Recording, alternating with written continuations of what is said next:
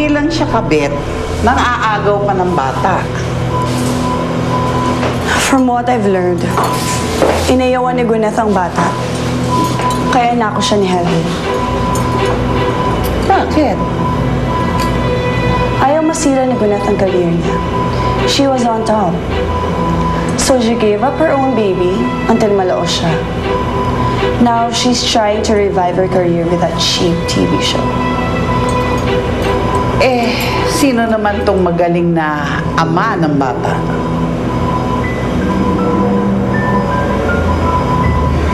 Si Dave. What? Si Dave? Nakabuntis na? May kabit pa? Gwyneth flirted with Dave. Kasalanan ko to eh. Kasalanan ko. Kung di ko siya iniwan, hindi mangyayari ang bagay na to. Ako ang dapat sisihin eh. Alam niyo, Ma, pareho tayo. I blame myself sa nangyari. All the time. Pero na-realize ko, wala kay Dave ang problema eh. Nasa kanila. Dahil sila ang lumalapit sa asawa ko. Kaya sila ang inaaway ko ngayon. Nasaan ang bata? Apo ko rin yun. Hawak siya ni Helen.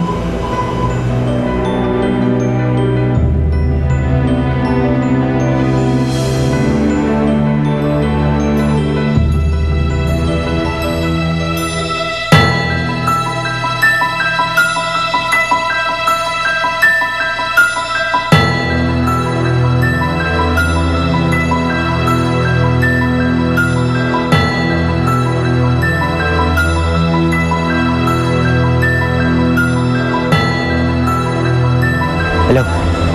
Jackpot tayo, pare. Nahanap ko na bahay ni Helen. Nay! Anak, andito kami.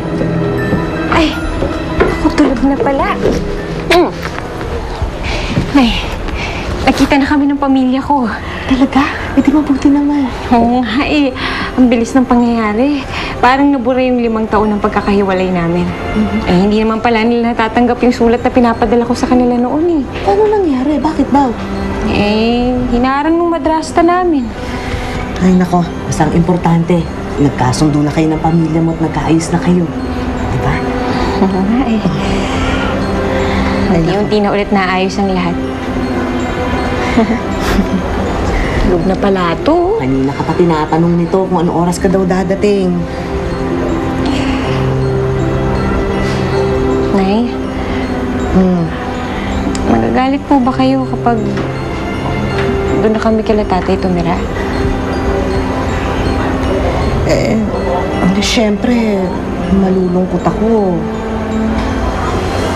Pero di ba matagal mo nang pinangarap yun? Na magkaayos-ayos kayong pamilya at magkasama-sama ulit. Sino ba naman ako para pigilin yun? Pamilya yun eh.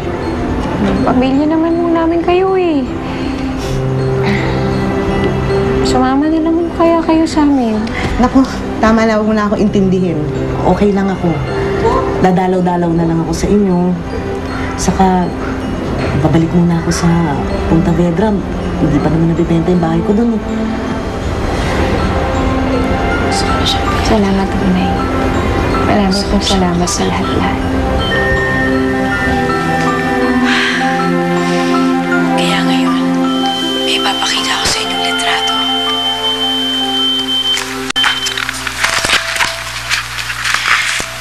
Litrato ito ng babaeng kumuha